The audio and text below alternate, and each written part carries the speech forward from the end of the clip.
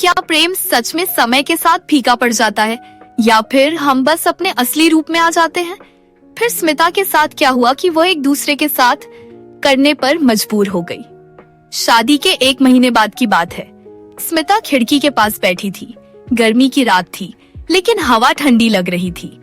अजय ने अभी अभी ऑफिस से फोन किया था, आज देर हो जाएगी। ये कोई नई बात नहीं थी, लेकिन स्मिता को ये आदत नहीं हो पा रही थी। नई नई शादी थी, उम्मीदें थीं कि हर शाम वह जल्दी घर आएगा, बातें करेगा, साथ में खाना खाएगा। पर ये सब धीरे धीरे मिटता जा रहा था। नमस्कार दोस्तों, स्वागत है एक और नई कहानी में। चैनल में नए हैं तो सब्सक्राइब कर बेल आइकन जरूर प्रेस कर ले। कहानी को अंत तक देखें, आपको मजा आएगा और इससे कुछ सीख भी मिलेगी। शादी से पहले दोनों घंटों बातें करते थे, हंसते थे, हर छोटी चीज साझा करते थे। लेकिन अब अजय बदल गया था, या शायद अब असली अजय सामने आ रहा था। स्मिता एक सामान्य मध्यम वर्गीय परिवार की लड़की थी। पढ़ाई में अच्छी, स्वभाव से संवेदनशील और स्वाभिमानी। अजय से उसकी मुलाकात एक दोस्त की शादी में हुई थी। अजय पढ़ा लिखा, स्मार्ट और सलीकेदार था। उसके आत्मविश्वास ने स्मिता को आकर्षित किया। जल्द ही मुलाकातें, बातचीत और फिर रिश्ता तय हुआ। स्मिता को लगा था कि वह प्रेम में है और शायद अजय को भी ऐसा ही लगा होगा। लेकिन शादी के बाद धीरे धीरे वह प्रेम एक रूटीन में बदल गया।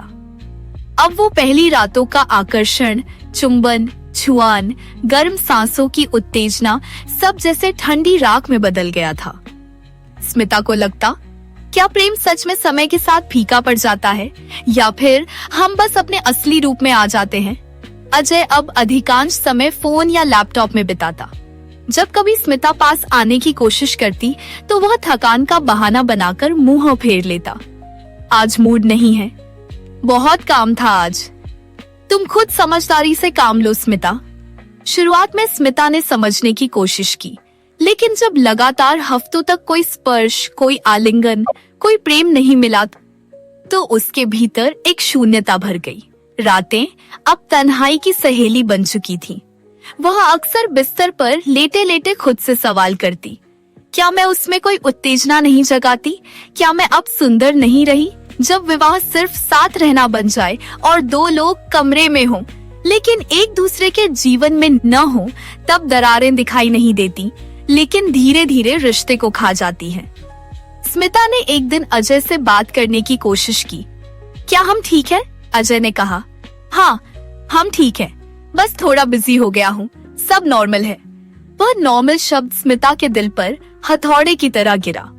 क्या यह सामान्य है कि पति पत्नी हफ्तों तक एक दूसरे को छुए भी नहीं?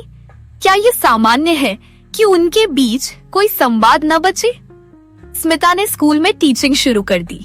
बच्चों के साथ उसका समय अच्छा बीतने लगा, लेकिन जब वह वापस घर आती, खाली दीवारें उसका इंतजार कर रही होती। वहीं स्कूल में उसकी मुलाकात हुई राहुल से, नया आर्ट टीचर, युवा, जोशीला और सबसे बड़ी बात, ध्यान देने वाला। राहुल की आंखों में वह उत्सुकता थी जो स्मिता ने अजय में कभी देखी थी। एक दिन ब्रेक के समय राहुल ने पूछा, आप अक्सर बहुत शांत रहती हैं, ठीक है? स्मिता पहली बार किसी के सवाल में अपनापन महसूस कर रही थी। वह बस मुस्कुरा दी। हाँ, बस थक गई हूँ शायद। राहुल ने कभी स्मिता की सीमाओं का उल्लंघन नहीं किया, लेकिन उसकी उपस्थिति में एक संबल था। वह स्मिता को उसके काम के लिए सराहता, उसके पहनावे की तारीफ करता और सबसे बढ़कर उसकी बात सुनता। स्मिता को लगने लगा कि वह फिर से महसूस की जा रही है। एक दिन राहुल ने कहा, आप बहुत सुंदर हैं मैम, पर आपकी आंखें थकी थकी सी लगती हैं। आप खुद को मिस कर रही हैं शायद। ये सुनते ही स्मिता की आंखें छलक पड़ी।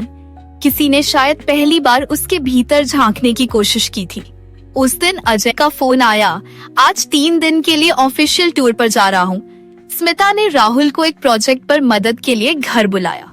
शुरू में सब सामान्य था, चाय, बातें और एक कैनवास पर पेंटिंग, लेकिन हवा में एक अजीब सी खामोशी थी।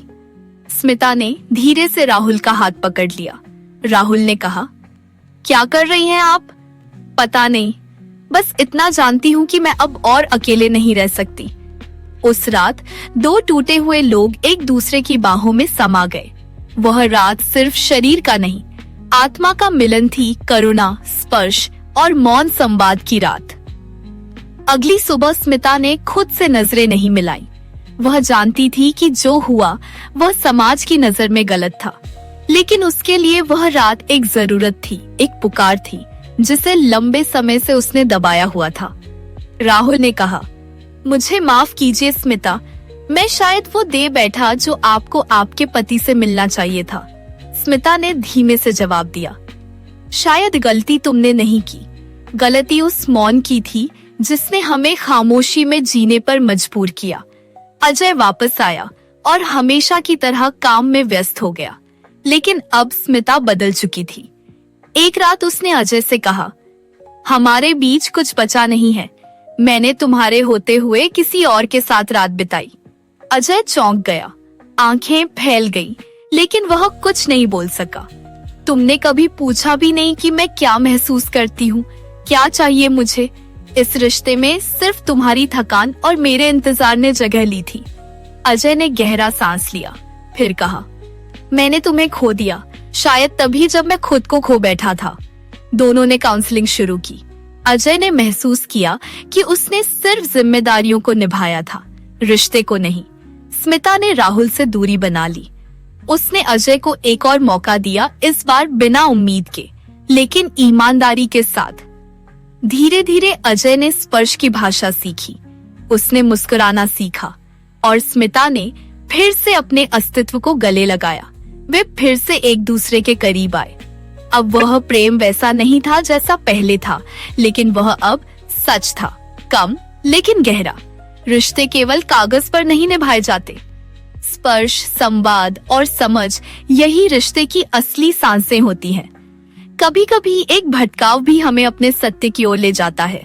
यह कहानी यथार्थ से प्रेरित है और समाज में मौजूद उन रिश्तों की गूंज है जिन्हें शादी तो मिलती है लेकिन साथ नहीं। दोस्तों, कहानी अच्छी लगी हो तो प्लीज इसे लाइक, कमेंट और सब्सक्राइब करना ना भूले, जिससे मुझे और अच्छी कहानी बनाने की ऊर्जा मिले। धन्यवाद।